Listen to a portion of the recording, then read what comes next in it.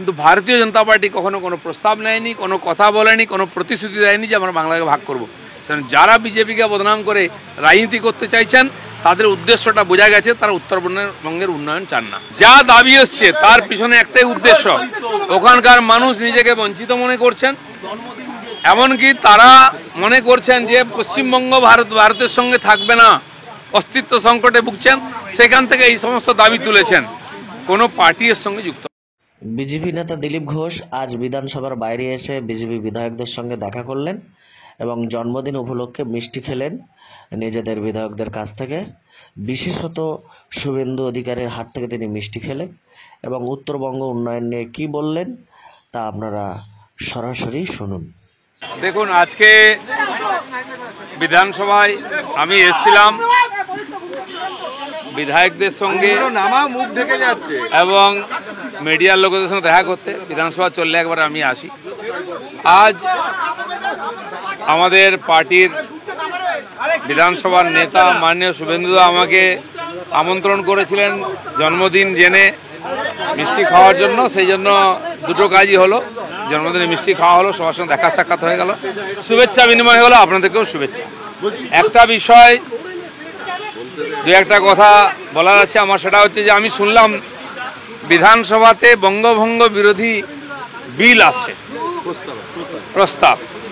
আমি জানি না যখন বঙ্গভঙ্গ হয়েছিল তার বিরুদ্ধে কি বিধানসভায় আলোচনা হয়েছিল, কিন্তু ঘুরিয়ে ফিরিয়ে একটা জিনিস প্রচার করা হচ্ছে, বিজেপি নাকি পশ্চিমবঙ্গকে ভাগ করতে চায়।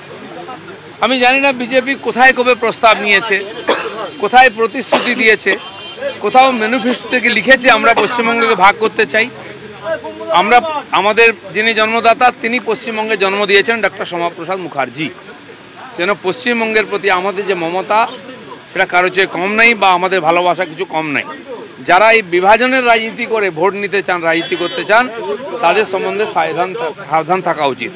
তারাই তারাই উত্তরবঙ্গ উন্নয়ন মন্ত্রী করেছেন, উত্তরবঙ্গ উন্নয়নের আলাদা দপ্তর করেছেন, উত্তরায়ণ করেছেন, যেখানে কোনো অফিসার নেই, কর্মচারী নয়, খালি বোকা বানাবার জন্য উত্তরবাংলার মানুষকে। আমাদের রাজ্য সভাপতি মাননীয় সুকান্ত মজুমদার, কেন্দ্রীয় মন্ত্রী, তিনি উন্নয়নের একটা নতুন মডেল বা যোজনা দিয়েছেন সামনে, প্ল্যানিং কি হওয়া উচিত। কারণ তিনি নিজে উত্তরবঙ্গের মানুষ, যারা উত্তরবঙ্গের তাদের কিছু আকাঙ্ক্ষা আছে, তারা তাদেরকে বলেন তাদের প্রতিনিধির মাধ্যমে, তিনি প্রতিনিধি হিসাবে একটা আলাদা মডেল দিয়েছেন উত্তর পূর্ব ভারতের সঙ্গে যুক্ত করার জন্য। এই ধরনের বহু মডেল আছে।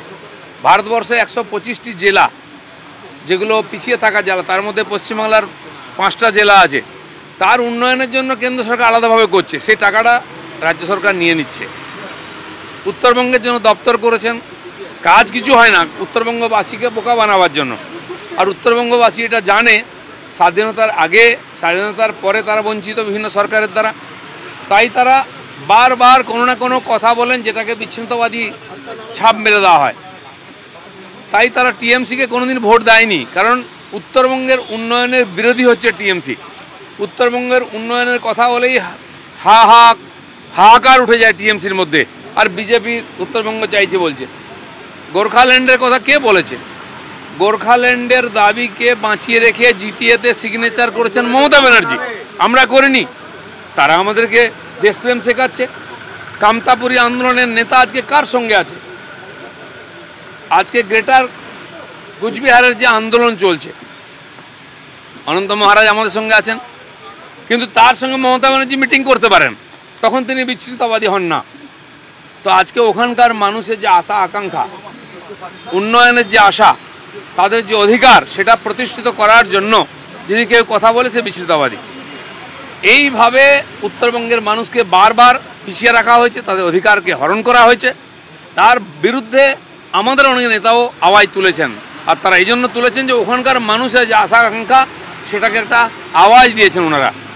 সেই জন্য কামতাপুরী আন্দোলনের কথা উঠে, সেই জন্য গ্রেটার কুচবিহারের কথা উঠে, সেই জন্য গোর্খাল্যান্ডের কথা উঠছে। উদ্দেশ্য একটাই, ওখানকার মানুষ বঞ্চিত, তাদের আওয়াজকে দাবিয়ে রাখা হয়েছে। তাই তারা কোনো না কোনোভাবে বলছেন।